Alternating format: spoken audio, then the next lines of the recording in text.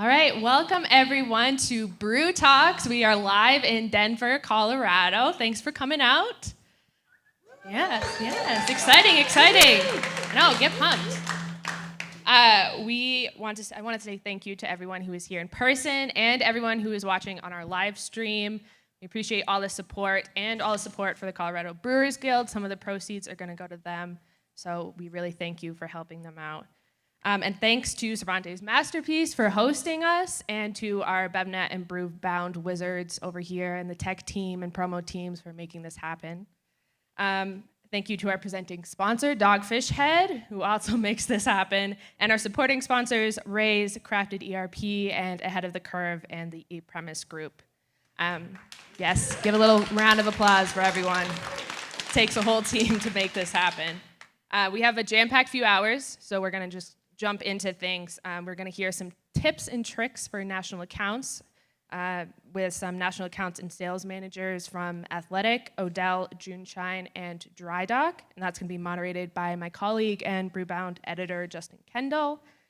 And then we're going to have a short networking break and come back here and talk about how craft can grow beyond IPA, which is going to be a fascinating conversation. That's with our Brewbound managing editor, Jess Infante, as well as some very smart folks at Atrevida, Dogfish Head, Sierra Nevada, and Tier Beverages. But first, as I mentioned, some of the proceeds are going to the Colorado Brewers Guild, so it's only appropriate that we're going to check in and see what they're up to and what that money is going to. So joining me on stage is Shawnee Adelson, Executive Director of the Guild, and Jason Ford, Guild President and owner of Broken Compass here in Colorado. Thanks, guys. Yeah, thanks for having us. Yeah, thanks so much. So I think the best way for us to start this quick conversation is, we're now 2 years into the global pandemic. What does that look like in Colorado? How are brewers recovering, and what does that look like now? Yeah, good question. I would say breweries right now are recovering, but they are still in recovery. So I'll measure the health based on 3 different metrics, but first of those is number of breweries in Colorado. So in 2020, we saw the most number of closures since Prohibition. However, we saw basically the same number of openings. So 2020, we saw flat growth in Colorado for number of breweries, but we did in 2021 see less breweries close than what we were seeing prior to the pandemic. And actually more breweries opened last year than closed. And this year we've seen about 9 to 10 close and about 20 open. So there's definitely growth, and a lot of those that are opening second locations. So it's breweries that are reinvesting in their brand and growing their brand here. Another metric I would say to talk about the health is production.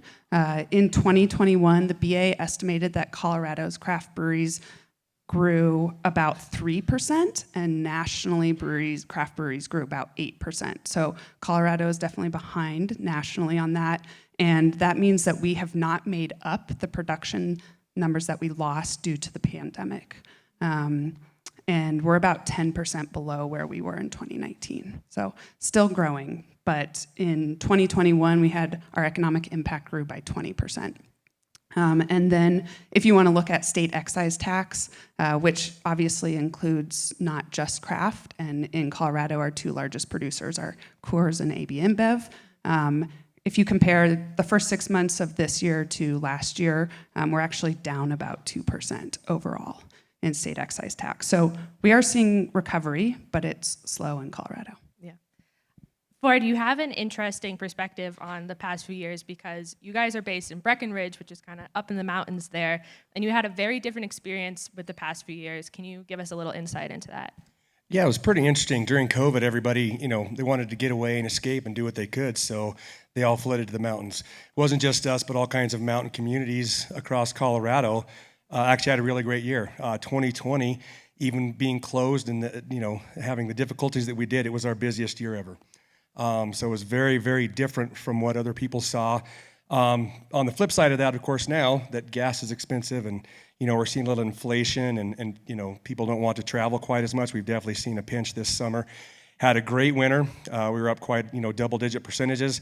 Really tough summer. Not as many people coming up, so we're basically flat on the year.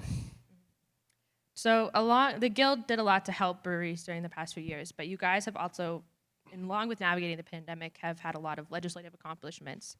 Can you guys give us some insight into what you've been working on and what you've been able to achieve? Yeah, absolutely. One of the first things I want to talk about is not necessarily legislation that we've passed, but stuff that we've been able to do because we have a really great relationship with people on the Hill. I've always valued the Guild because of what they do on the Capitol and their government affairs committee and stuff like that. And during COVID, they were absolutely able to step up, and I was part of the board then as well, so I guess but meeting after meeting, hours and hours of calls to the governor's office, and I think one of the biggest things that the Guild has ever done for breweries in Colorado is we were able to get lumped in with restaurants instead of bars during the pandemic. So we were actually able to reopen a lot sooner and, not necessarily maybe be sustainable, but do what we could to kind of put a dent in the hurt of COVID. Yeah, and other things that we've done to support our breweries during recovery is in 2020, they created a bill that would allow on-premise retailers to be able to retain their state sales tax. And initially, breweries were not included in that. So we advocated hard to include breweries, which it makes sense if you're talking about on-premise retailers.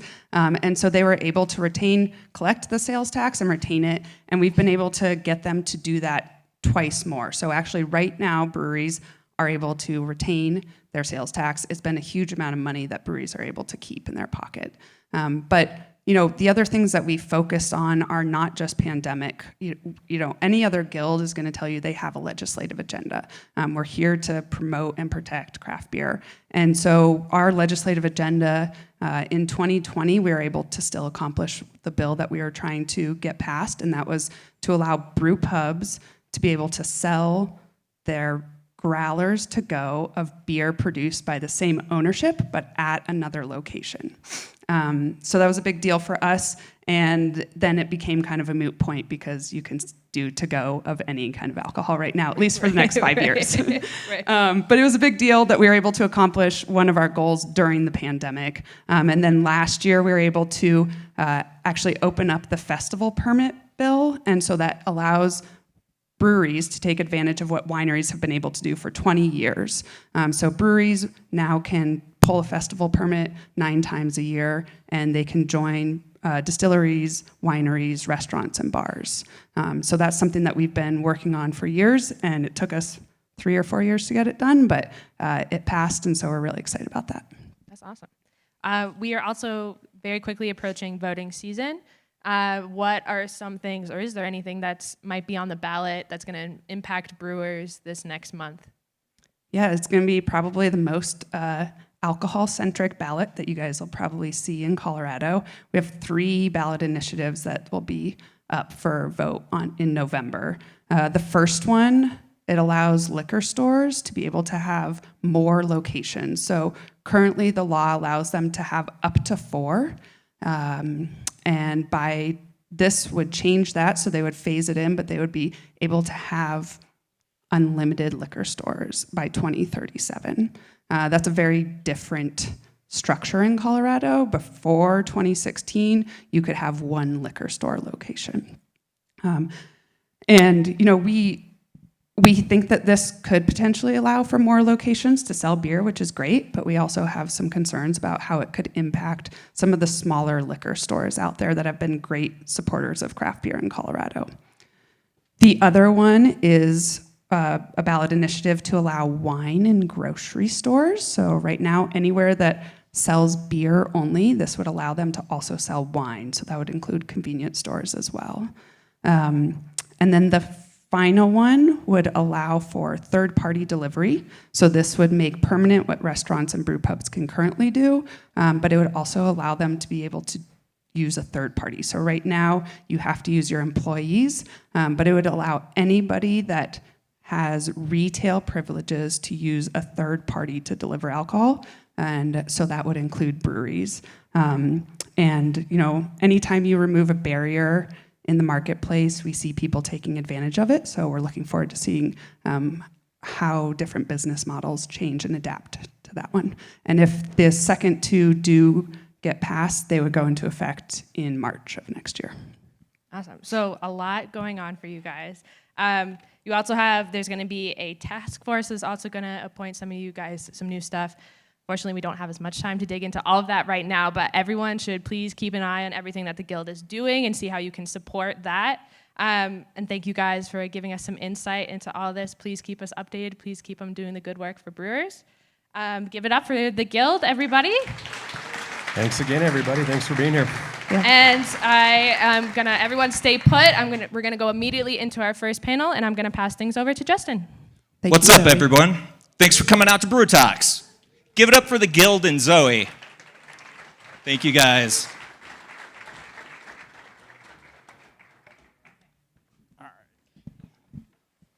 All right. Well, let's get into it because we got a lot to cover. Another thank you to our presenting sponsor, Dogfish Head, as well as the Reyes Beer Division, Crafted ERP, Ahead of the Curve, and the E-Premise Group. Please give it up for those guys for sponsoring this and allowing us to do all this. All right, let's talk national accounts. Wholesalers surveyed by Tameron Consulting, and I'm a nerd because I read the survey, they consistently say that this is an area that craft brewers need improvement on. And so, you all should check your report cards, I guess. So how do you get in? How do you keep buyers happy? How do you keep your wholesalers happy? How do you even get started? We're going to talk all about that. So we brought together 4 sales leaders to answer all these questions and more. Joining us today are Billy Clayton, Odell Brewing Senior National Account Manager. Thanks for being here, Billy. You're welcome. We've got Becca Toft, Athletic Brewing's Key Account Manager for the Midwest. What's up, Becca? What's up? We've got Ryan Call, Dry Dock Brewing's Director of Sales. Thanks for being here, Ryan. Thanks for having me. And last but not least, we've got Elizabeth Eisenbart, JuneShine's Director of National Accounts. Thanks for being here, Elizabeth. Thank you. So let's get going because each of you are at very different stages of the business. Becca, Athletic is now a national brand. You filled out your 50-state distribution earlier this year. When you're in the process of basically completing that map, how do you, focus your team? Yeah, well, we're super excited to be in all 50 states now. As far as the chain team goes, our focus is currently our expanding distribution within those chains that we already work with, but that we had coverage gaps. It's working with new chains that we couldn't even service prior to filling out the footprint. We're working with our retailers to kind of expand what's available on the shelf for those that we've been working with. And then a lot of it is still an education piece with who the non-alc consumer is and has become, what's happening in the non-alc segment, since it's still moving pretty fast. And then who we are as a brand, not just that we make great NA beer, but that we're in our local communities, doing events, sponsoring events, and using our impact funds like Two for the Trails and our JEDI program, which is Justice, Equity, Diversity, and Inclusion, to stay local and support the community. Billy, Odell is the most mature brand here. You're in 20 states, but you've really got a strong focus here in Colorado. When you've zeroed in on a single state while working with the 19 others, how does that affect your approach? So we actually just had our first in-person annual business plan meeting ever. So this is kind of top of mind for us. How do we get that message to our entire footprint while also kind of pivoting and focusing on Colorado at the same time? So I'd say for kind of everywhere outside of Colorado, we try to make it simple, make it streamlined, get everyone behind those kind of pillars, kind of all across the board. And then in Colorado is where we get to be really focused at the retail level, at the store level, because our portfolio is kind of so deep here. Our brand priorities also change in Colorado because we are so mature that some brands that might not be carry further outside of Colorado do incredibly well here. But as far as approach, it is literally kind of store level. We build what's called we call an account universe. all the SKUs across the top, all the retail stores along the bottom. We look, okay, IPA 12 packs is in these 72 stores. We want to add these 15, and we get very focused at the store level with the specific brands. So it's definitely a lot more focused, a lot more very targeted in Colorado versus kind of everywhere else is more kind of broad, but still having a focus that's simple. Elizabeth, I feel like you need like a flow chart probably now to keep everything straight, because JuneShine has evolved its portfolio from just hard kombucha to ready-to-drink canned cocktails, spirits-based ones, and the game is very much different there. So several craft brewers are following this path into RTD canned cocktails and those type of products with a different route to market. How has that changed your approach? Yeah, are you offering to make the flow chart for me? Pepe Sylvia style, yes. Okay, cool. Yeah, it has, I would say, entirely changed our route to market. From a marketing perspective, from a budget perspective, from a hiring perspective, I think there's two ways you could do it. You could stick with the current category, nurture it, maybe dip your toe into the other one. Or you can pivot and decide that you really want to get into the second one. I would say if you had to choose between the two, we've done the latter, right? I think to really give this thing a shot, we've really decided to pivot as a company. And so from a marketing perspective, like I said, from a budgeting perspective, we've hired from a chain team, on the chain team side, I've hired specific people from spirit companies to come in and help me figure this thing out. It's a very different world. There's different buyers, there's different taxes, there's different ways to deliver to the retailer.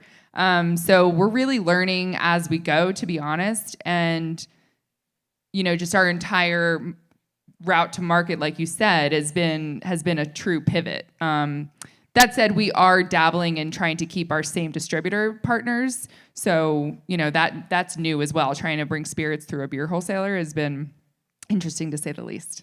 I'm guessing a lot of education. On both sides, I think, yeah. Yeah. Ryan, Dry Dock sells beer in 2 states. At such an early development stage, what advice do you have for starting or even getting in the door or even getting a Zoom call? That's the key, right? We are in only 2 states. Only one of those is a chain state, though, here in Colorado. So we're still kind of in our infancy there. We have good business, but as we expand out into other chain states, really the key for us internally has been having that conversation of where can we bring the most value to the retailer, because their sets are smaller. You're not going to get everything in the store. It's not going to go the same way, like Billy said. Lucky enough for Dry Dock, our lead beer is Apricot Blonde, which we feel belongs in that conversation in the fruit category here and in any other state. Dry Dock makes really good IPAs, but is it Odell IPA, or going to bring as much value as Odell IPA? Not saying ours isn't as good as theirs, but we're just not as well known for it. So you really have to have those conversations internally, have your priorities planned out, and then here in Colorado, much like Billy said, maybe different than what we do in another state. And then also really targeting, especially here as we look to expand our portfolio, targeting the accounts where we have the most success. So IPA might get pitched to an account within 20 miles of the brewery, but not outside of that, because that's where it sells. So I skipped doing this at the start. You guys are more than welcome to send questions for these guys. We've got a text line. It's 617-336-8560, 617-336-8560. But, don't ask for like a buyer's phone number or anything like that. Let's get into the state of play. And I sort of hinted at it. I realize we're all tired of talking about the pandemic. But there's no question that it's changed the state of play here, on how these meetings take place. You've gone from meeting in person to basically virtual all the time. How has this changed the dynamics and the relationships and your ability to get in? And I'll start with Billy. Yeah, this is as we all know, this is a very person-to-person industry. Like, drinking beer is very social. It's, one of my favorite things about working for a brewery is the social aspect of it. And then just COVID nuking it and everything going to virtual, I think is terrible. Just because you don't get that kind of same face-to-face building relationships. And honestly, you can't go over on a Zoom call. So if you got 10 minutes, 15 minutes, there is no stalling and keeping going. Like, they will be like, all right, bye.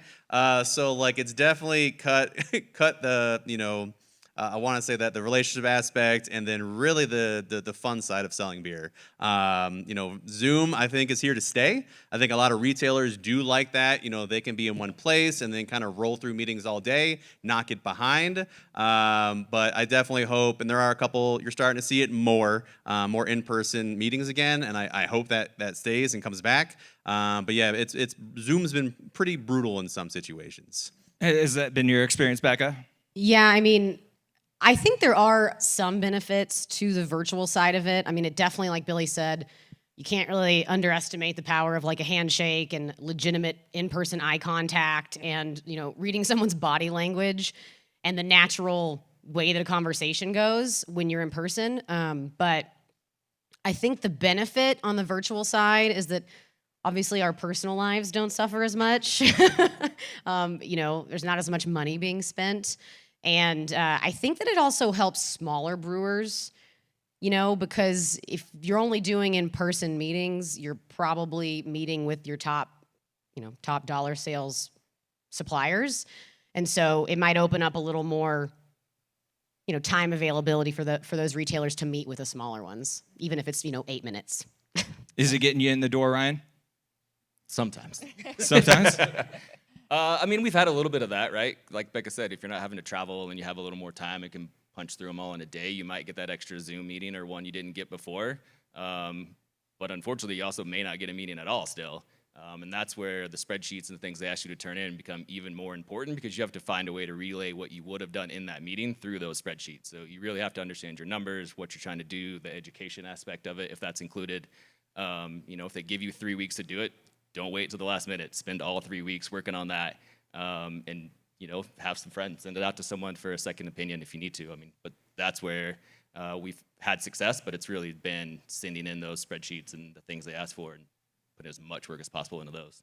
Elizabeth, do you think we're going to see a return to normal, or do you think it's just going to be a hybrid all the time now? I think it's going to be a hybrid, if anything, because of retailers' personalities. There are just a lot of introverts out there that have seen this as a big thank you. I don't have to meet with people anymore.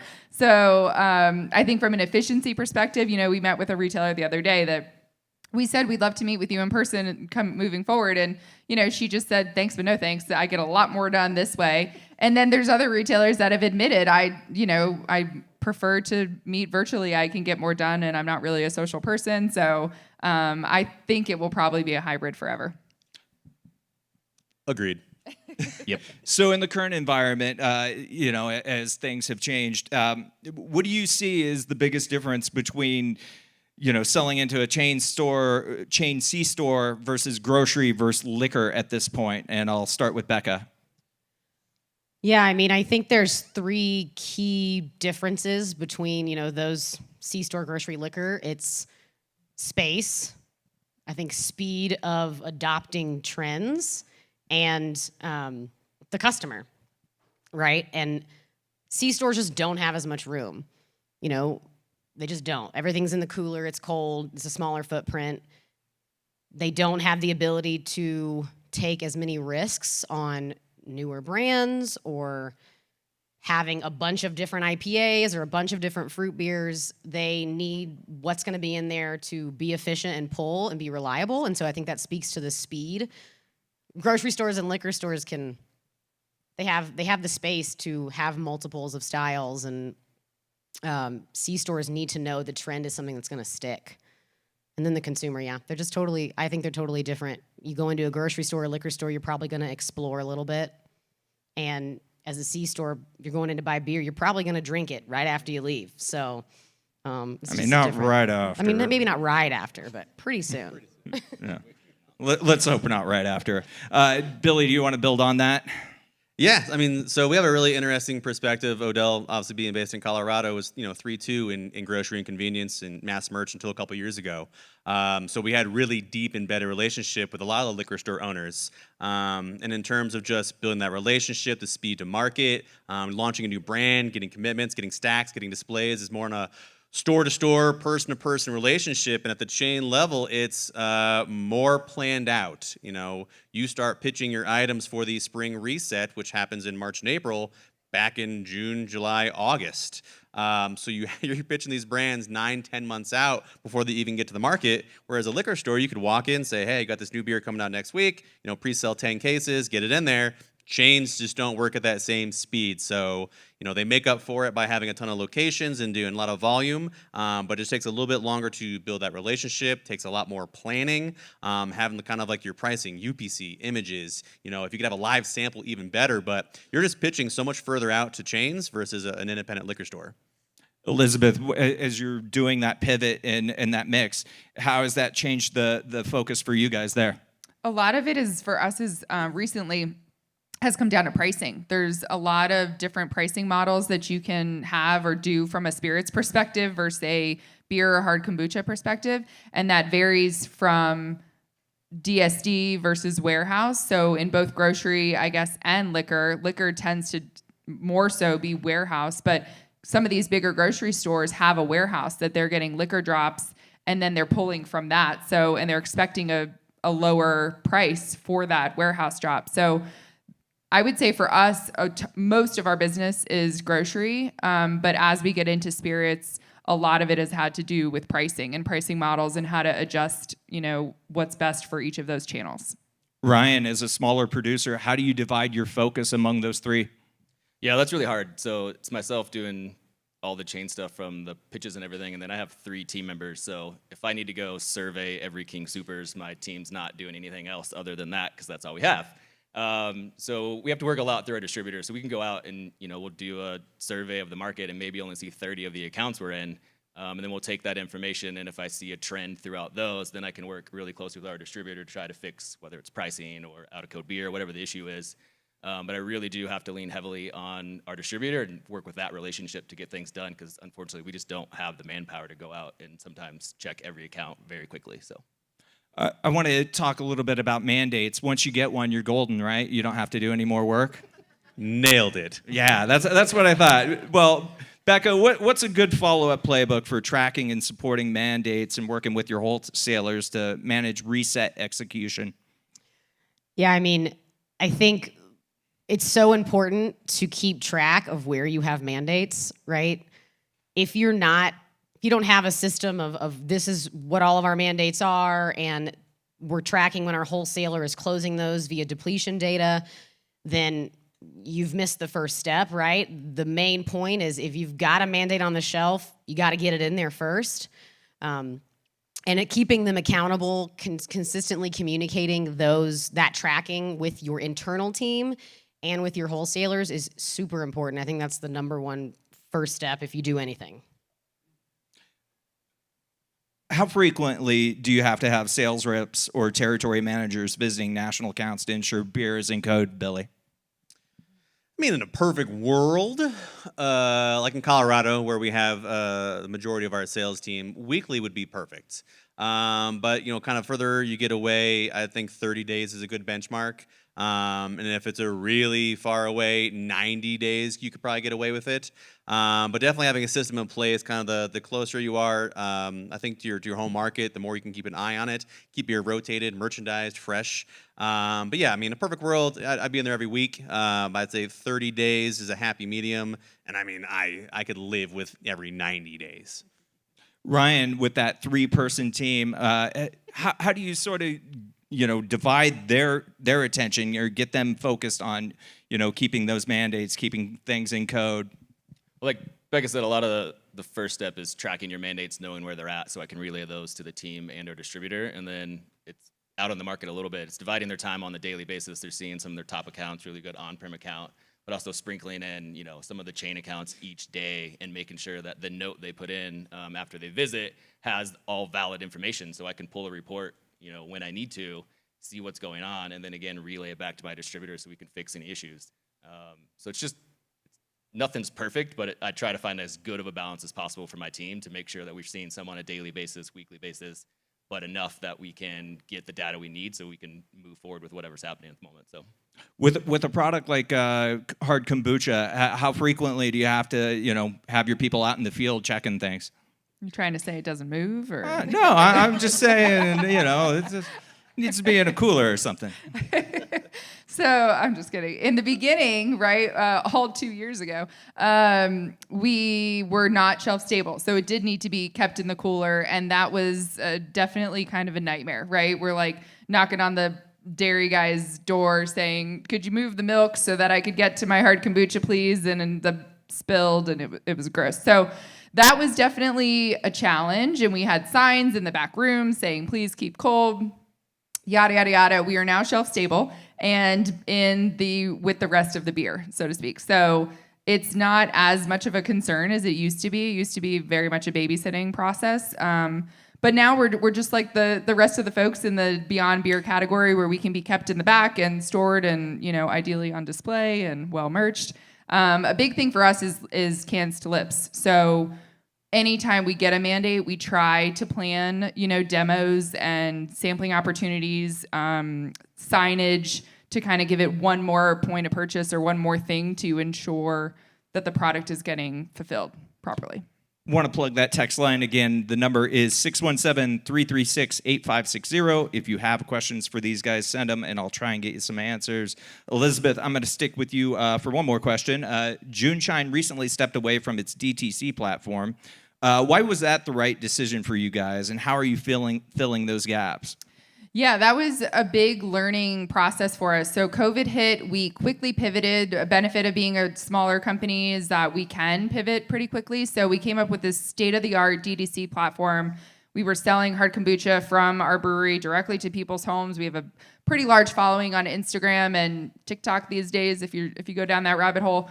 And it was a really great way for us to get our product into consumers' hands. Fast forward, people are back into the stores shopping, and it was just a budget suck for us. It required a whole separate line, a separate, packaging, third parties. So we made the tough decision to walk away completely and to put our money into this RTD pivot, so to speak. And it was a big learning process, but we had to go through it. I would advise you look into it or call me later if you want advice before doing it, and really invest our money into retailers' e-commerce platforms. In addition to third parties, we were just talking about voting here and using third parties. We invest in Instacart and Drizzly and advertising with those, as well as the retailer-specific platforms, and just try to really support them versus having our own means. I want to stick on this fourth category talk because we've seen this convergence with Bev Alc and an influx of new products to shelf. So I guess, when we're talking about these accounts, how has the competition for shelf space and cooler space changed, Billy? Great question. Solve it right now. Right, here's the answers. No, it's just been incredibly difficult for craft, I think, the past couple years. Retailers are going to want to go with something that's proven, that's growing fast, that's very exciting, and craft has just continued to lose shelf space. So there's just, more breweries competing for less shelf space, which, is, I don't know, I think it's bad. But yeah, it's just been incredibly competitive, and I don't think it's going to stop. It was seltzers, now it's going to be RTDs. It's probably going to be something next. So I think breweries that aren't kind of adapting and revisiting their plans and how they go to market are going to suffer. But I think it's the ones that are paying attention and Elizabeth said pivot a lot. It's the word. You got to be able to pivot and adapt to the times, be more focused, more streamlined, have your act together. Just because there's less space out there. How has the game changed for non-alc players like Athletic, Becca? Yeah, Billy said it great. Like, there's so many options, and there's still the same amount of real estate. While, we're not like a new category that is trying to squeeze into the shelf, there's always been a non-alc section, albeit, kind of small, and the same players for a while. So it's, when you get on the shelf, I think one of the most important things is making sure that you're monitoring your rate of sale and your velocity. Are you hitting the hurdle rates? Are you hitting profit minimums, however that retailer looks at it? Because if you're not, you're at risk of getting pulled off. And like we know, there are thousands of breweries and other items out there that are ready to come in and take that spot. And so I think how it's changed is you're paying way more attention to your velocity and making sure you're hitting the requirements, basically. Ryan, how has that increased competition affected Dry Dock? I mean, I think both of them kind of said it. You have to look at pivoting, right? So there's not as much shelf space for craft. So what's next? So we've been innovating on the RTD side. Here in Colorado, ours are malt-based, so they can actually be in grocery.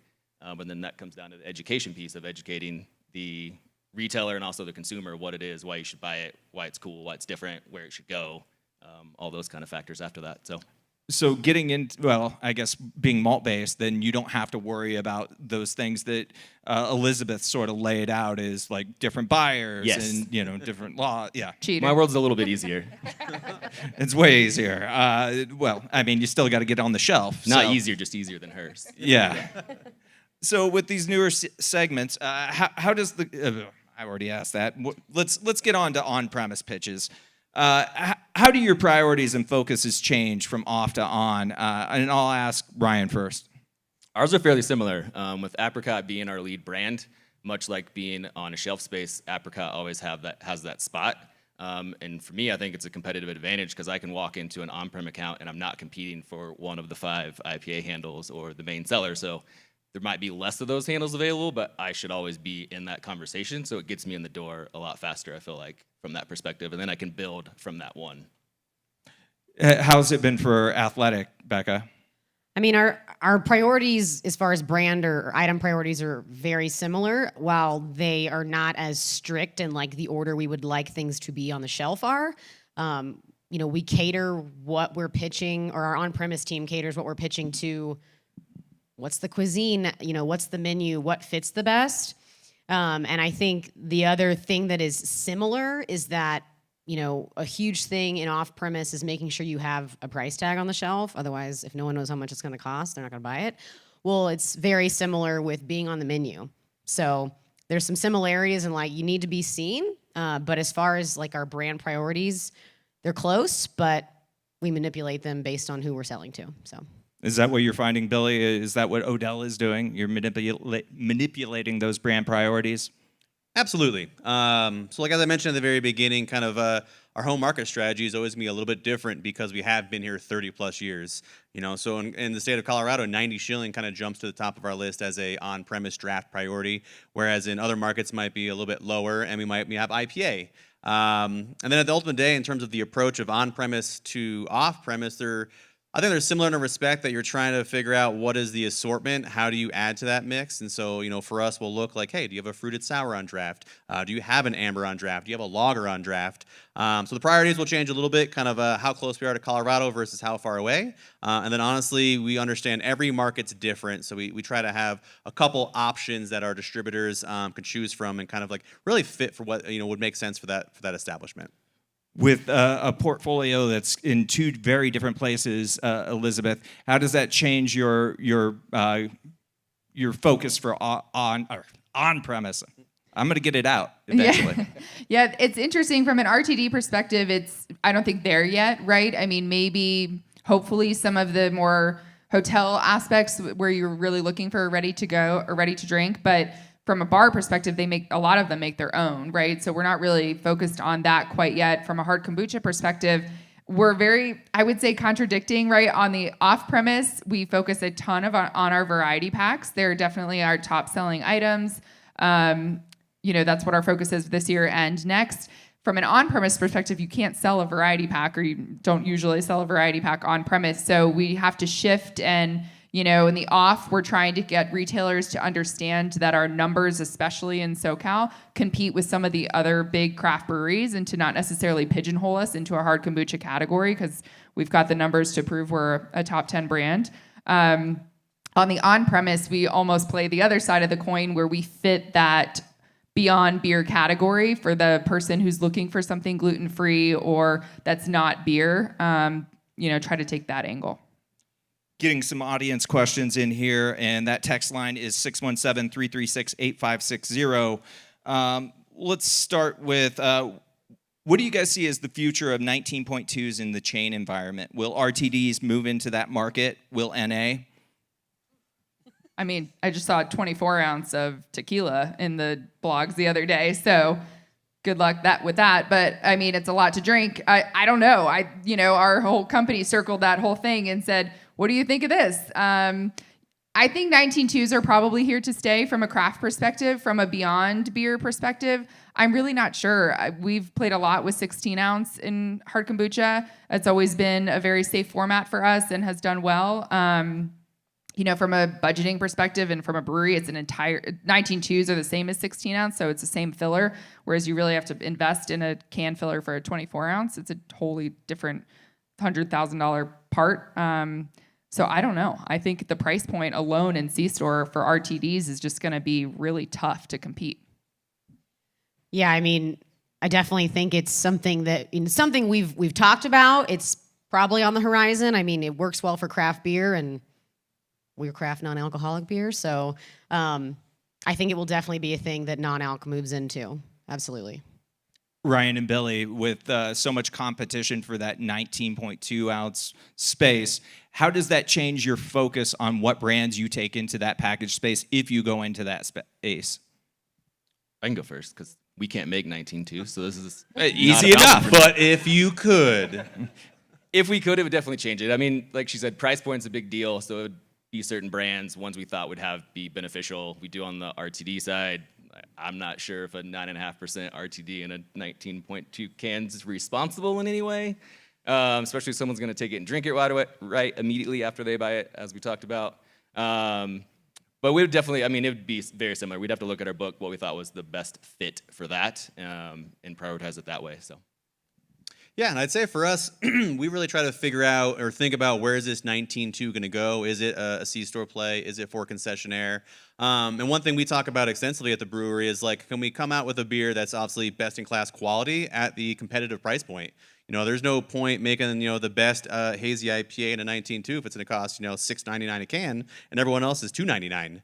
So you really got to find that balance as a brewery of what in your portfolio makes sense, where do you want to have it sold, and then honestly, can you kind of compete at the price points that you're seeing the competition at? Because you don't want to be in no man's land. So there's a lot of things to consider, and I think we've been really thoughtful about it. And I'm sure you got to take into consideration what your wholesaler and what your retailer wants, and make sure they're happy with whatever decision. No, right? we just do whatever we want. You just No, do we what you it want. Absolutely what they want. Yeah. If it makes sense. Another question: How are each of the panelists working on really uncovering what national account buyers need and want, and fitting into the buyer's way of business, and not trying to get the buyer to fit in with their brand? I guess that piggybacks off of what we were just talking about there. How are you really trying to dive into what your buyers want? There's a funny thing. You can ask them. So you ask them, what is your focus this year? What are you looking to do with your assortment? What are you looking to accomplish? Is it traffic? Is it basket rings? Is it, leaning into a particular segment or category that's emerging? So, I mean, that should be one of your first questions with your retailer if you've got 8 minutes. Hey, what are you focused on this year? Obviously, you're going to be pigeonholed into your products. Like, we don't make a cider, we don't make a seltzer, but I'm going to listen for certain words and see if there's a product that I have that can fit into what they're trying to accomplish. So if they're trying to increase basket ring or increase traffic to the stores, which one of my products is going to accomplish that the best for them? But yeah, just at the end of the day, just ask them, what are you hoping to accomplish this year? And how can I help? Yeah, I mean, ask them. I mean, that's really the best advice. I don't think it's the most obvious advice. I don't know that with nerves and when I first started doing national accounts, I don't know that I was doing that. And then over time you realize, like, wait a minute, I just need to figure out what they're trying to do. And I think it's also smart, like, it is beneficial to have syndicated data, which I know costs money. It's not cheap. But it is helpful for you to be able to find some of those instances where you can fill a need or a hole. And so, maybe you ask them what their plan is or what their goal is, and maybe you don't fit right into it, but you can pinpoint and tell them something like, I just want you to know, like, I discovered this by looking at your data, and we have a great item to fill that hole. So I think that's a big piece, is if you have access to it and you're able to afford it, it can be very helpful. I think from the smaller side, if you're not getting a meeting and can't ask them in the meeting yourself, you're definitely going to get feedback. It may be in the form of an add, keep, delete list or whatever, but when you get things back from the chain, take a minute and look through it. If you pitch things and whatever your pitch was and you got none of it added, or you only got it added in certain places, that's feedback from the buyer.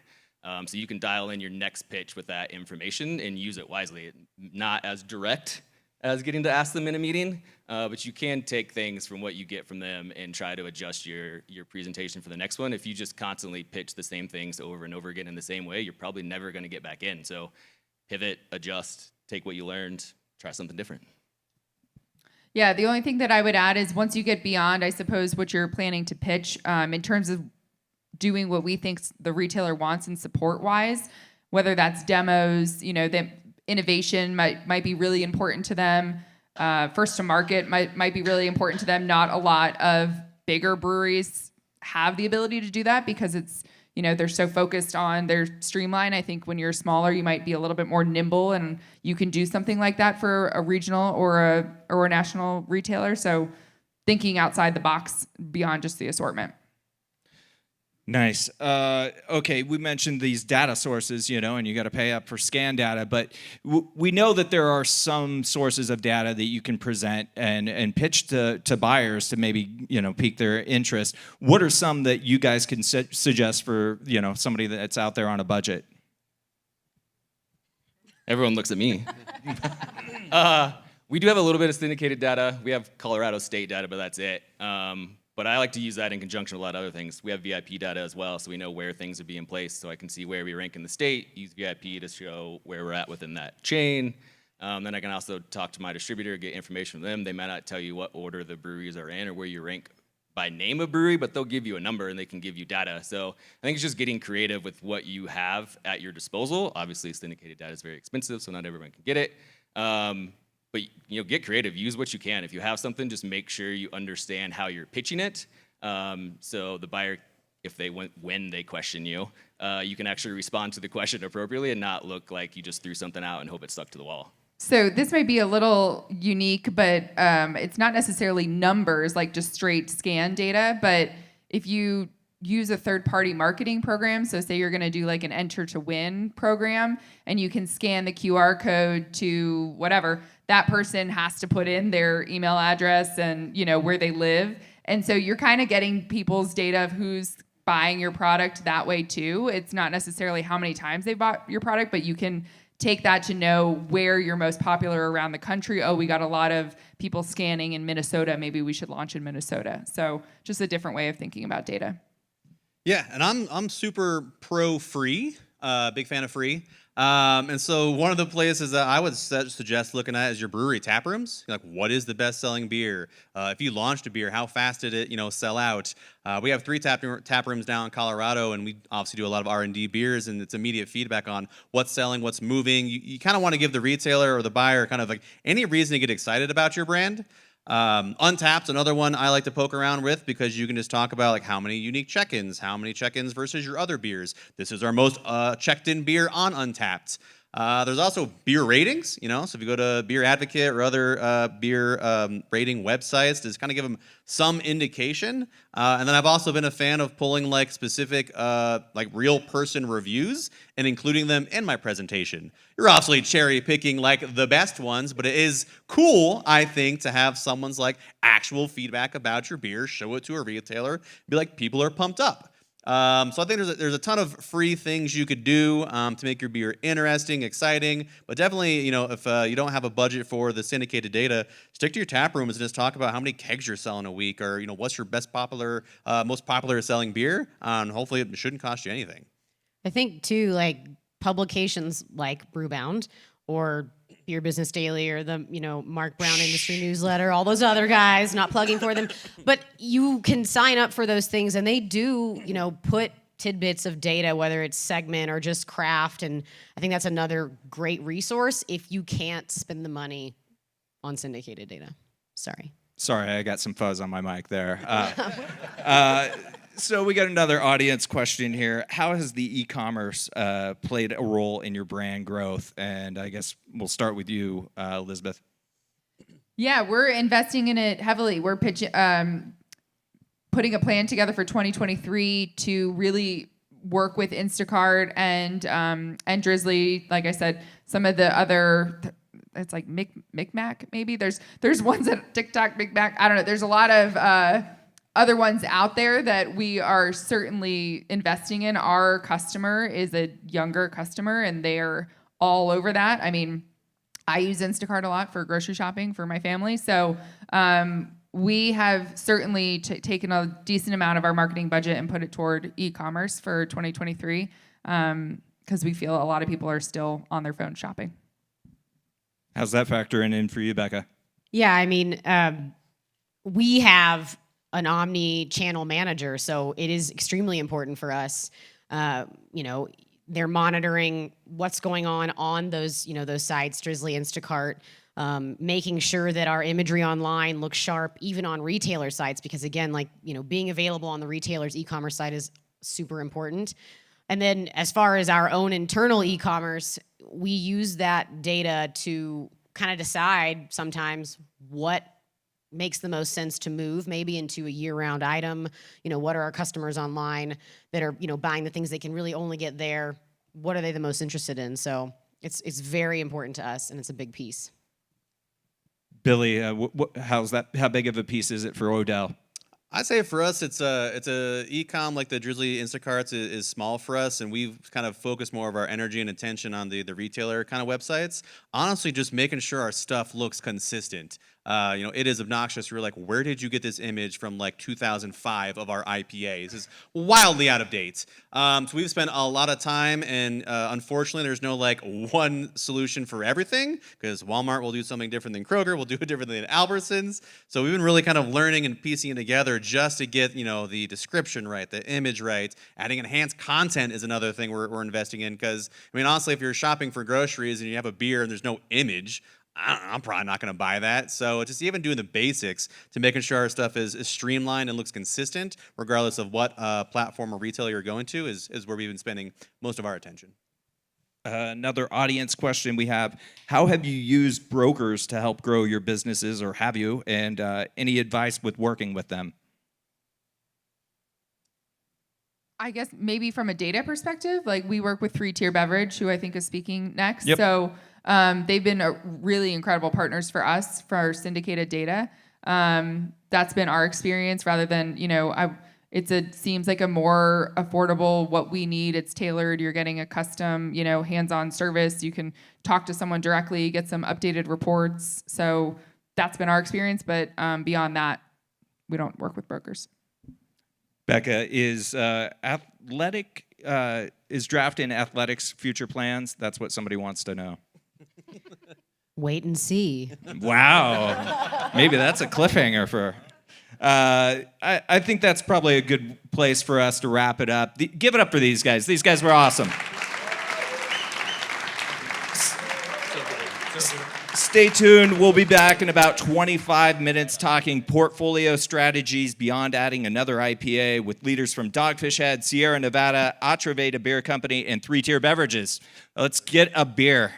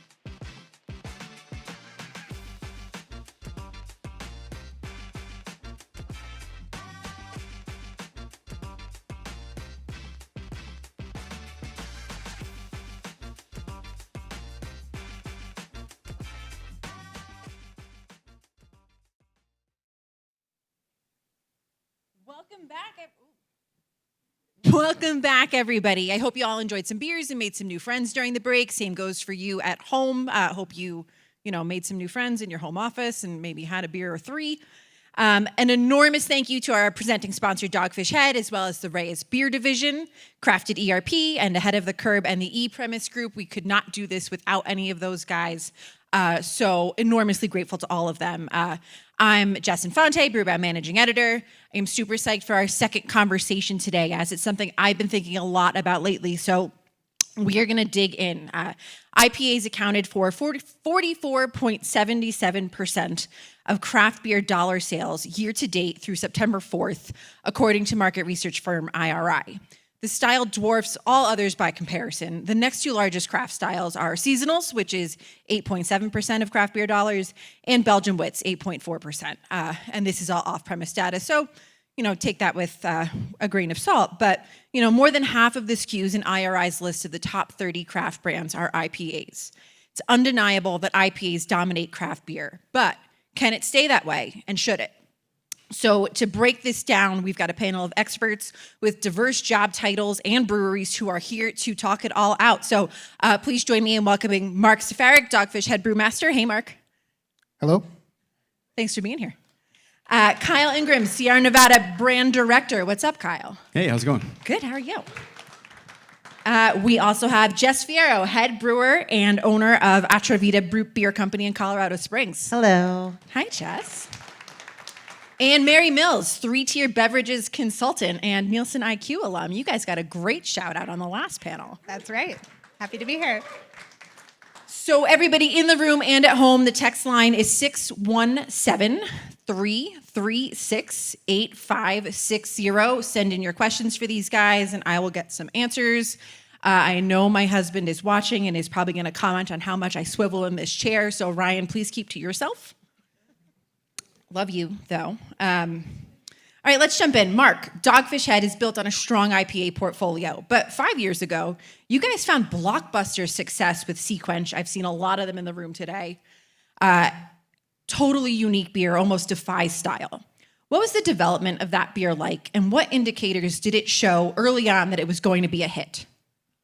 Well, it was prior to the introduction of Sequench.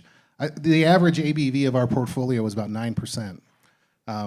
And what we saw just sort of generally trending in our properties was a trend towards sort of lighter, more refreshing products. So that sort of steered us in the direction of Sequench. And, we do incorporate three of the more refreshing styles, a Berliner Weiss, a Goza, and a Kolsch, sort of all into one package there.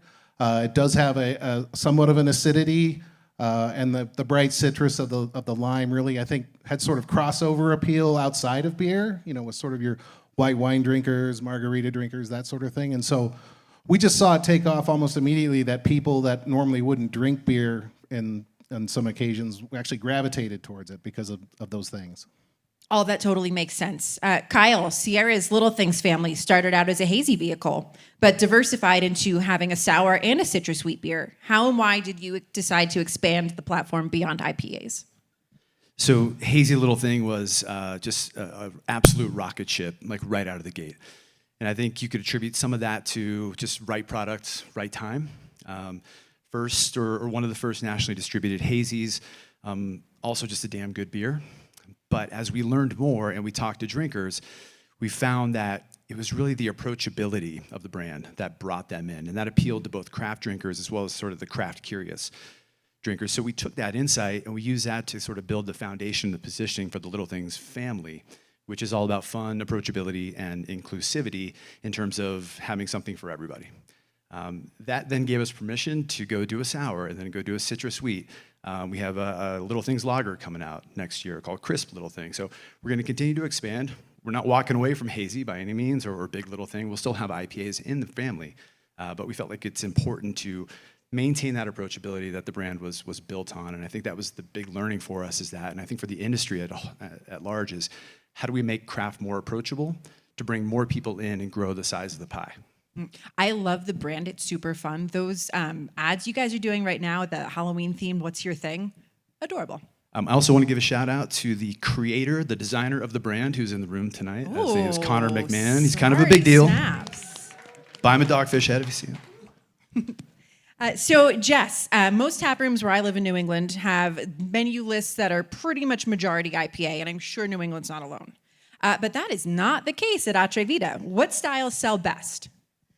So Atrevida is really known for the fruited and spiced type beers. I do incorporate a lot of flavors into my beer. However, I feel like the biggest sell is relatability. The minute that you can connect with that customer, the minute, whether they're a connoisseur, whether they're an enthusiast, a new person coming into the industry that doesn't really know about craft beer, that's really where the sell begins. Totally get that. Mary, IPA has led craft beer dollar sales forever.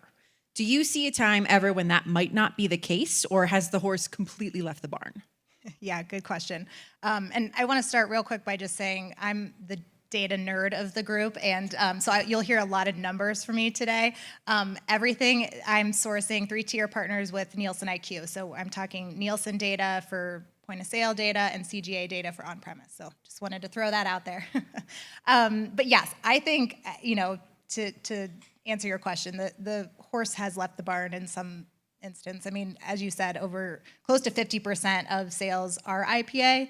I think what craft brewers have done really well, though, is that they've innovated within IPAs. So, the Sierra Nevada example, the hazies, the imperials, the double IPAs. So what's interesting is that traditional IPAs used to make up 75% of that IPA space, and that's now below 60%. So you have these other styles within IPA that are still driving growth. Now, we've been asking if this is going to be the year of the lager annually for like 6 years now, and it never seems to happen, despite the most fervent wishes of veteran beer geeks like me.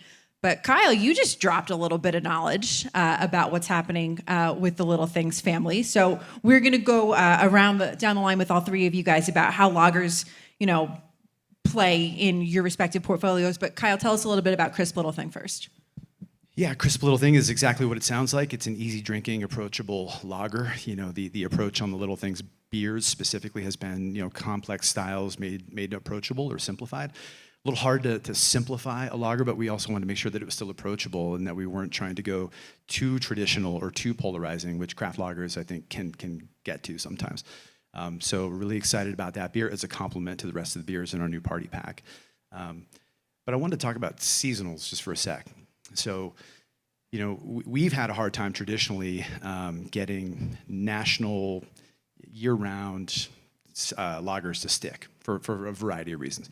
We do have a pretty rich history in seasonal lagers, so like Summerfest and Oktoberfest and beers like that are really perfect for the moment or the occasion or just that time of year. Admittedly, we have sort of walked away from that in the last couple of years. I will be honest with you. It's a therapy session, right? We're in the nest, right? And so we're in the trust tree. I am the person that stood in front of leadership a couple of years ago and said we should make our seasonals all IPAs because they were really struggling. Don't punch me, sorry. And it was the right thing to do at the time. We had good rationale, and we actually saw a bump in sales, as you would expect, just given the size of the category. But we also heard it from drinkers pretty loudly, and from the trade press as well. There was a Pace magazine article that definitely hit home, called us out a little bit, rightfully so. And so we took a step back and just reevaluated the role of lagers in the portfolio and realized that, while Sierra Nevada is really built on hops and IPAs, it's still important to give the drinker that reprieve from just this constant onslaught of hoppy beers.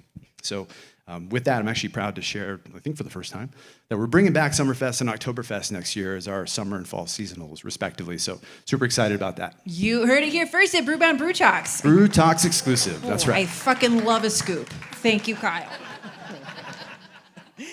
Trouble.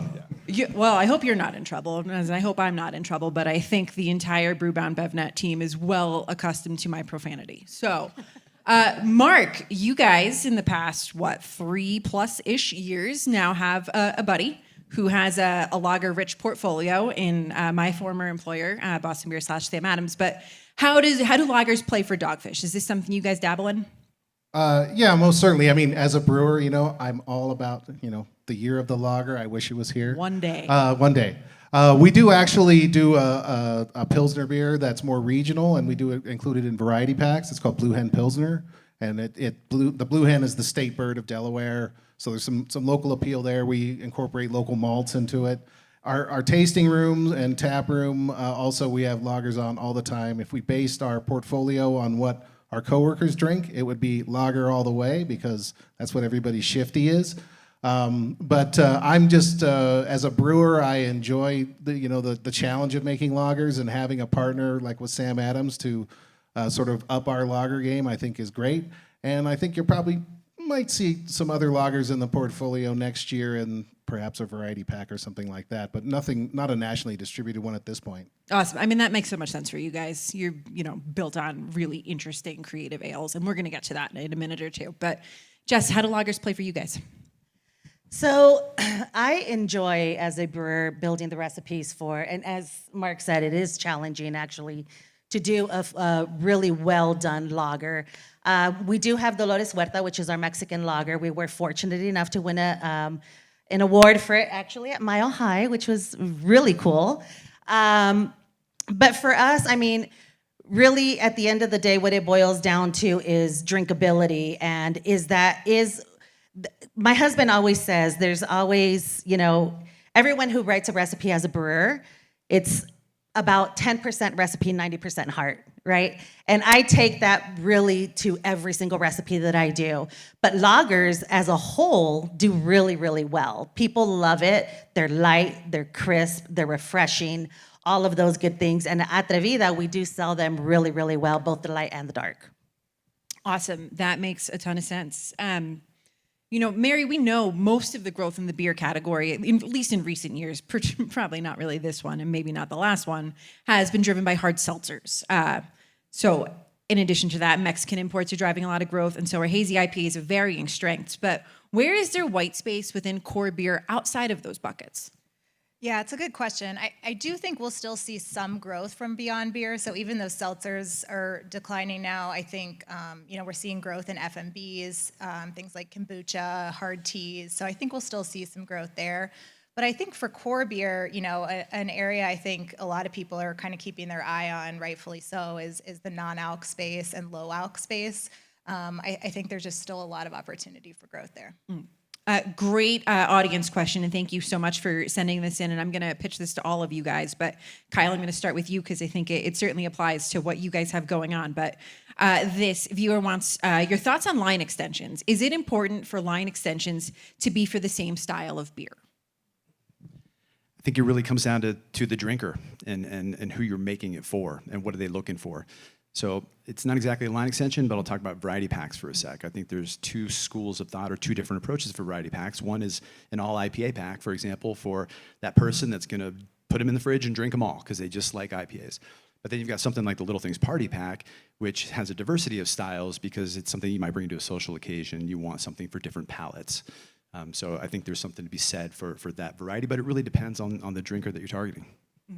Mark, what about for Dogfish? When you guys play in different platforms, how does that work? Well, we don't tend to line extend other than the Minute series, the continually hopped IPAs. So it's kind of hard to do anything as a continually hopped something that isn't an IPA, but you never know. But we really haven't looked at line extensions. We're kind of sort of poking around the edges on that, maybe talking about is that a way to go as a variety pack or something in the future, but nothing right now. I feel like if there's anybody that can figure out a continually hopped beer that's not an IPA, it would be you and Sam. So report back. But Mark, let's stick with you. How has Sequence changed Dogfish's drinker base? And what about canned cocktails on the same turn? What are those doing for the Dogfish drinker family? Well, I think it brought both products brought a lot more people into the drinking family of Dogfish products. I mean, I already spoke about Sequence being, attracting some wine drinkers and sort of the margarita type drinker. The canned cocktail space is pretty hot right now. We've got 4 really great products behind me there that are growing very rapidly. We were able to incorporate our DNA of using culinary ingredients in them, so they are true to our DNA. and I think people respond to that. They are a true sort of over-the-bar type mixed cocktail that you might get at a local bar. And I think people are really responding to that in a big way, and we're going to continue to play in that space. We've been distilling for almost 20 years now, and we launched our first RTD as a pour-over called Sonic Archaeology back in 2017. But the canned cocktails has just really become a rocket ship, and it is a crowded space when you go to any liquor store anymore. And we just do what we can to stand out by just kind of focusing on culinary ingredients and being really true to our DNA. So speaking of that DNA, I mean, Dogfish Head's beers are usually creative and unexpected. Walk us through your brainstorming process. Oh boy. Well, it's not just my brainstorming process. I mean, at the heart of our company is collaboration. So Sam is involved in every product we make. Brian Selders, who's sitting over there somewhere, who is our brewing manager at our pub in Rehoboth and our other properties. We all get involved in that process, and it really, there is no sort of cut and dried way that we approach it. Somebody has a great idea, or we see an interesting ingredient, or read a great story, or see a technique on a cooking show. Continual hopping would be one of those things, for instance. Inspiration comes from everywhere. We're all a bunch of foodies, so they tend to kind of come from that space. And really we just sort of riff off of each other's ideas, and so there is not really a cut and dried process. We do have an innovation brewery within the large brewery in Milton, and we also use the pub to do to trial new ideas and test them with the public. We are able to use, we had a program called Beer Exploration Journal that allowed us to get real-time feedback from people drinking our products. It also had a back end on it that allowed us to sort of store everything by ingredients, so we could say, how many beers did we make with kiwi, and how did they perform, and things like that. And we're actually expanding that program with a new platform rolling out to all the Boston beer locations in the year or so. That sounds like a ton of work, but hats off for sure. So Kyle, Sierra Nevada is building an innovation center. So it sounds like, a lot of similar things that will be going on. That'll be in Chico for products that are outside of traditional beer. The company's already pushing hard behind Hop Splash, which is a non-alcoholic hops sparkling water. How big of an opportunity do you see in sparkling hop water? Yeah, I mean, first on the innovation center, it's really exciting selfishly for me and for the brewers, just to have all these new toys to play with. As you can imagine, Ken Grossman does not go cheap on all the latest and greatest technology and so forth. So it's going to open up a lot of opportunities, and we will innovate in beer there as well. It's not just for Beyond Beer products, but it's. I'll sort of harken back to a philosophy that our CEO Jeff White is trying to instill in the company and has been advocating, is sort of a yes and strategy, and that is, yes, we're still going to innovate in beer. And yes, we're still going to make great craft beers. But the and part sort of opens up some interesting opportunities to kind of meet the drinker where they're at and where they're going, because nobody's really just drinking craft beer. I mean, Mary knows that from the data. It's like, it actually could be a kind of a small share if you look at the totality of everything that people are consuming, and more, that diversity. We want to be able to offer those things too. So it's going to give us that flexibility. Hop Splash is a good example of that. We're not the first ones to get in that game. Constellation, Heineken have been there. I'm sure there's more to come. What we're excited about is that it represents an incremental opportunity. So we just recently had our national distributor meetings, both East and West, and Hop Splash was the #1 most consumed product by distributors because they could drink it in the morning, they could drink it at lunch, they could drink it in the afternoon, in between beers that night. So from that standpoint, it really is incremental. It's not replacing a beer occasion for the most part. And also it's rooted in hops, and that's something that's really close to our heart. Yeah, super, super close to your DNA. I totally get it. Where do you want to have that merchandise in stores? In the NA beer set. We've tested it in a few different locations, and it performs exponentially better when it's in the NA beer set, probably because it's niche right now, and that's sort of the consumer and the need state that we're going after. But once LaCroix makes a hoppy water, then maybe that'll change. So Kyle mentioned how nobody just drinks craft beer and people drink all sorts of things. But Jess, you've got the tap room, you see the drinkers right there. When people who aren't craft drinkers come into your tap room with their more beer inclined friends, what do you notice them ordering?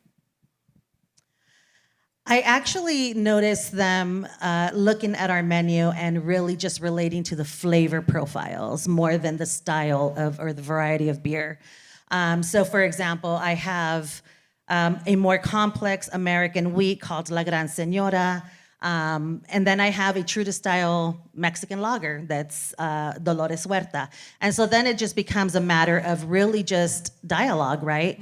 What do you drink? Are you more of a wine connoisseur? Do you drink Bud Light? You know, we see all these, or not all these, I should say, but you've seen the jokes, you've seen the tap rooms, you've seen the breweries that will have that water tap that says Bud Light or it says Michelob, you know, and making a menu that's a little less intimidating and less ridiculing to someone means that you're gaining that person. With that one person may come 20, may come 10, may come 30, we don't know. So the whole point really is to be able to create that dialogue, create an experience with that person, and at the end of the day, really find out where their palate is, and on your menu, how does that fit? And having, you know, being able to diversify your menu to have a product that you can say, oh, you know what, La Gran Señora is exactly for you. You're a little bit of a wine drinker. You like, you know, the more red flavors. Okay, perfect. That's your beer. I'm more of a seltzer person. I want something light. I want something clean. Cool. There's Dolores Huerta. I want something fun. Cool. There's Drunken Churro. You know, so it's really just about talking to that person. I have a lot of fun names. It's really, and really that's part of the sale, right? I mean, my daughter just made a beer called Hop Girl Summer, you know, and so when you get your, you know, your so-called hipsters that come in and, you know, are looking at the menu, 9 times out of 10, they're gonna order the Hop Girl Summer. If there's someone that wants something a little bit more fun, or there's someone, I have a lot of folks from Texas that come in and, well, what do you know about Juneteenth? Well, let me tell you, you know, Juneteenth is one of my beers. I worked with the Black and Latino Leadership Coalition. They came in, they did a reading. I released the beer that was an ode to the Big Red Soda, which was their celebratory drink. So now people become invested. Now people really can relate to your menu, to your product, and not only that, but now in every single dollar, we know that there's buying power. And that's where that buying power comes into play. Awesome. I mean, I think, you know, when you think, and this is like this, I had this experience the end of the summer. I was out to dinner with my mom at the Jersey Shore, and I was eavesdropping on the people next to us. And I love listening to people when they're trying to figure out what to order. I'm a creep, like journalism is 80% just being a creep. And this man, who was probably my mom's age, looked like he could have been out of central casting from The Sopranos, and I can say this because he would fit right in my family. But he was like, I don't know, I want a beer, a nice beer, maybe one of these IPOs. And he just kept saying IPO over again. And when you think about like beer drinkers who don't quite have as much knowledge as we would like them to have, to them, IPA is synonymous with craft beer. And maybe if they've had like something really bitter and really hoppy a few years ago and their palate wasn't ready for it, maybe it turned them off. And maybe that's what's kind of kept them away. So, Mary, how important is it for craft beer to diversify beyond IPAs? Yeah, it's a great question. And I love what Jess was talking about, because I think that's just what embodies craft beer, is the story behind it and, you know, the uniqueness to it. And I think that's what draws people into the craft beer category. And I think when we were talking about lagers and pilsners, you know, a lot of times I think craft brewers haven't gone down some of those paths because they can be done in other segments. And IPA, as you said, is synonymous with craft, and people really, you know, think of it as the crafty craft. And I think that's kind of what sticks. But I think, you know, it really is a unique to every brewer in terms of if it's IPAs that they focus on or beyond that, and, you know, great examples of pivoting off of what your core was yesterday versus today. But I think, you know, what it comes down to is right now, as we all know, the shelf space is coveted and hard to come by. And so I think you have to really do what works for you and pay attention to what's turning on the shelf, and you know, don't mess up something good. You know, focus on what's working. That is excellent advice. Now, Mark and Kyle, you guys are long-established, well-known craft brands. Are there certain styles in your portfolios that you see as being entryway beers? Sure. So Slightly Mighty is probably one that we launched in the time flies, probably 6 years ago. Low-calorie IPA. It's attractive to people that come from outside of craft. It's something they can relate to. The flavor profile is not as aggressive because you can't really do that in a 4% ABV beer with 95 calories, but it does have a lot of tropical fruit impression and things like that. We talked about Sequench, bringing people in as well. We also make a white beer called Namaste that's got lemongrass and orange peel and the spices, coriander, and those are all beers that people can relate to. The flavor profile is interesting and delicious, and they're refreshing, and they're not palate saturating. And I think that's when you're looking at gateway drinkers coming into your brand, that's something that I think will scare people away. Is if something is just overly aggressive, it's easy for them to say, that's too much for me. And giving them something that's more akin to what they're accustomed to with perhaps a little bit more in the flavor profile is really the way to go. Kyle, how about at Sierra? Yeah, I mean, I mentioned little things earlier. That's definitely a good example. But I want to talk about pale ales for a second. Not just our pale ale, just pale ales in general. If you think about it, and I'll just use Sierra Nevada, 40 years ago, 30 years ago, it was Sierra Nevada Pale Ale. In a lot of cases that introduced people to craft beer. I would venture to say there's probably some folks in this room that, Mark included, that was maybe their first beer. It was definitely my first craft beer, and it kind of it turned this love affair for craft. And so now pale ales have kind of gotten a little bit tired, with all the IPAs coming out, and I think that's a style that we need to get back to because I think it can still have a similar impact that it did back in the day because of that balance between hops and malts and bitter and sweet. It can really exemplify all the great things that a craft beer can offer. So make more pale ales, please. No argument here. One last plug for the text line. If you have questions for these guys, 617-336-8560. Said that slow for everybody so you could type it down. Mary, what does data tell us about frequent IPA buyers? How loyal are they to the style? Are there trends that you see in their basket rings? Yeah, Kyle kind of referenced this earlier that, it is hard to get strong loyalty in a space like this. So we see that IPA buyers are about 30% loyal, and that's thinking about their total beer purchases. So 30% of their dollars from beer are spent on IPAs, and that's actually really strong. Craft beer as a total is 40%. So they are loyal. Any other style is you're looking at 10% or below. So I think what that shows is that they are looking for variety. So it's a strong, loyal base, but I think they are open to trying other things too. Mm-hmm. That tracks. Excellent audience question, written so poetically. If IPA is synonymous with craft, is not lager synonymous with macro beer? Good question. And if so, how does craft ever really compete with non-craft drinkers in that space? Maybe this is why we've never seen the year of the lager. What do you guys think about that? I mean, I'll start. The pricing is really tough to compete with, frankly, for a craft brewery, even a large craft brewery like ourselves.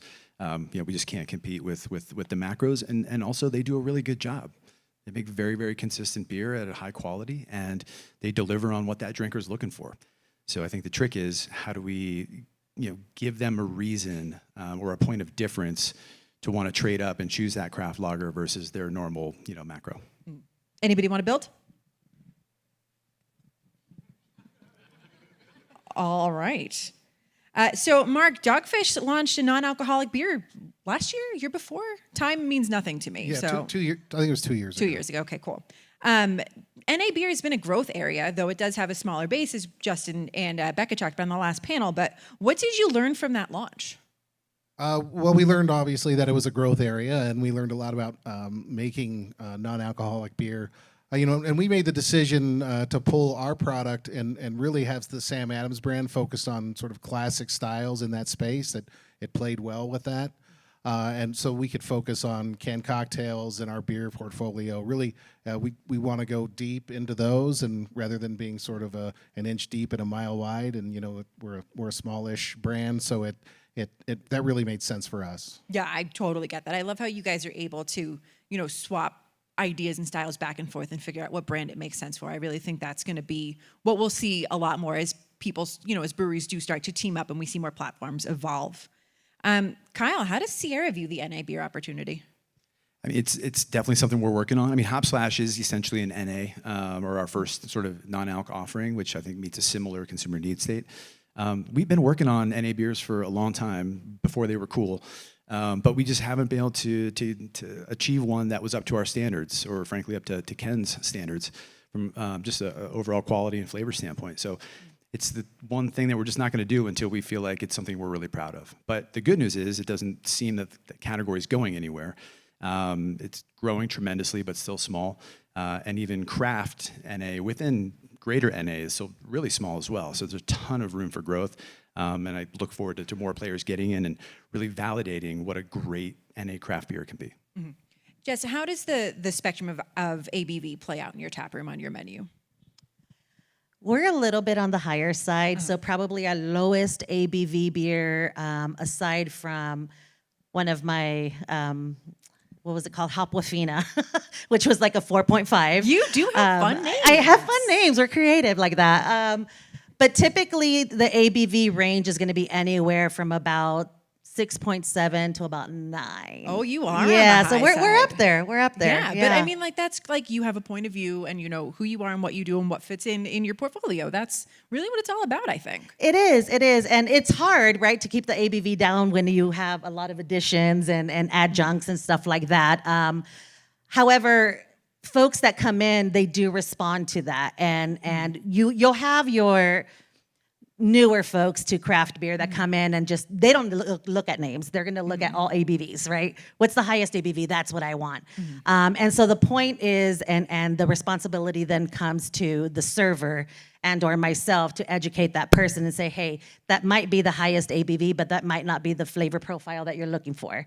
Maybe we try something like this, you know? And so that way you're also starting to kind of diversify their palate in that sense. But we are a little bit higher on the ABV scale. But I mean, those, Mary could tell us, those are selling really well. But Mary, we know the non-alc space has some pretty large players, obviously Athletic, Lagunitas, Brooklyn. Is there still room for anyone else to get in a meaningful way? Yeah, absolutely. I think, as Kyle said, it's a big space. I think it's close to 400 million now, and it's growing still at 20%.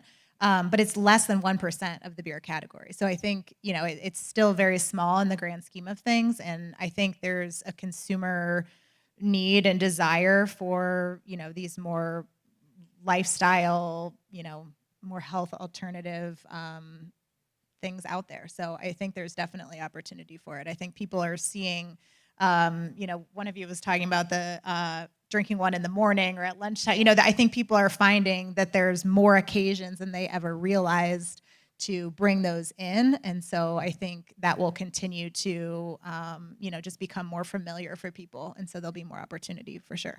Fantastic. Great audience question. Somebody loves Modelo. So for as popular as Modelo seems to be, why aren't there more craft black lagers, especially from larger craft breweries? I have a hunch, and that's an extremely difficult style to make, but maybe you guys can shed some light on this. A craft black lager? We do them at our pub and our tasting room often. I love a Czech dark lager. I mean, they're just amazing. A lot of it is, just really I think in that space, there's a very small group of people that enjoy that dark lager, and other people are still somewhat afraid of the dark, especially in that lager space. They prefer that pale golden lager, and I mean this country consumes a ton of that, and that's what people are really gravitating towards. So I will continue to do my dark Czech lager in the tasting room, life before memes. Stop by any time in the winter, and we will have it on tap for you. But that's kind of where I see it is the dark lager really it suffers from what people that are afraid of dark beers. I think it's going to be like super big roasty, and it's not. Huge bummer. Back in the day when Sam Adams used to make black lager, I used to use it to make French onion soup, and it was delicious. But perhaps a topic that we can discuss. You may find some happiness in your future. I'll leave it at that. Oh, so much news here at Brewbound Brew Talks. Perhaps. I didn't say what, though. You didn't say what, but I'm smarter than the average. No, I'm not. Yeah, maybe we can keep some of these little news tidbits going at Brewbound Live next month. So if you guys are interested, it'll be November 29th and 30th. So we keep talking about the year of the lager, and we live under the domination of IPAs. But I know that if I had my biggest wish come true of what is the next massive style, it's probably that Czech dark lagers. But what about you guys? What would you love to see just like rise to prominence? And we'll wrap this up after this one because I know it's a fun one and nobody wants to go back to the hard questions after that. Ooh. I mean, I'll start. So staying on the dark beer topic, I'd love to see lower ABV stouts become a thing again. Peanut butter stouts and all the different flavors, chocolate, vanilla, cocoa. I mean, there's so much you can do with a stout base, but oftentimes, whether they're barrel aged or not, they start creeping up towards 10%, and you can only drink so much of that. But I think something that's more crushable, a little bit lighter, but still has that flavor and that mouthfeel of a stout is really intriguing to me. Yeah, here for that, absolutely. Yeah, I think just to tag on to that, you were talking about the Slightly Mighty, which I'm drinking right now, because if I were to drink an 8% beer while talking on this panel, it wouldn't go well. But I think that there is just more opportunity generally across styles for those, as we were talking about with these different occasions that people are finding that might be useful to have something that's lower ABV. It'd be interesting to see, because to me, and I don't think there's any big brewers here, but to me, when I discovered this, I'm like, why would I ever drink a Miller Lite again? This is something that has much more flavor, but still has the lower ABV, the lower calories. So it'd be interesting to see how that can play in other styles. I don't know that I would go with any one particular style. I just think that really just people, exploring outside the IPA space, the hazy IPA space, the classic saisons, lagers, dark lagers, which I am a fan of, and I do love an Irish dry stout, in that sort of Guinness vein.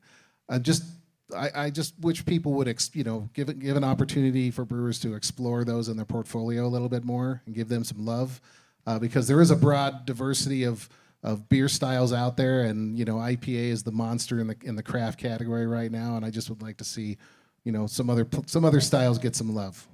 Fantastic. Jess, we'll give you the last word, my friend. Okay, I'm kind of with Kyle here. I'm a big stout importer girl. But the white stouts, there's so much you can do and so many flavors that you can incorporate in a stout and have it so well balanced where it's still going to taste like a stout, like a beer at the end of the day, right? And that's really that happy medium that you want to reach. That's that sweet spot. So I'm a big proponent for stouts and white stouts and the variations that you can do with that. So fun. Let's do a collab. I'm down. Let's do it. We are making magic happen here today. I am honored to be a part of this. Well, that is it. We are going to let you guys in the room get back to beers and networking. Everybody at home, thank you so much for tuning in. As always, the biggest of thank yous to our presenting sponsor, Dogfish Head. Thank all of you for being here. Mark, Kyle, Mary, Jess, our supporting sponsors, the Reyes Beer Division, Crafted ERP, Ahead of the Curve, and the E-Premise Group. Thank you to all of you for taking some time before the festival tonight, and hopefully I will see all of you for a beer later. Thanks, guys. Thank you. Thank you.